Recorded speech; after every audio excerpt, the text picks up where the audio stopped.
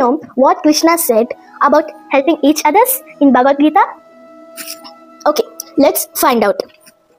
Devan bhavayatanena te deva bhavayantu vaham parasparam bhavayantaha shreyaha paramavapsyata.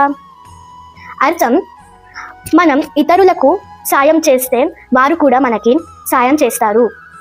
ఇలా పరస్పరం సాయం చేస్తే మనం ఉన్నతమైన జీవితం పొందుతాం.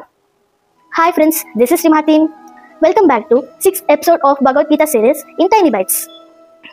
So friends, Lord Krishna tells us that if we help each others, the universe help us in return. By supporting each others, we reach true happiness and success. So, always be kind, help someone today and make the world a better place. Okay friends, see you next time in Tiny Bites with Srimati.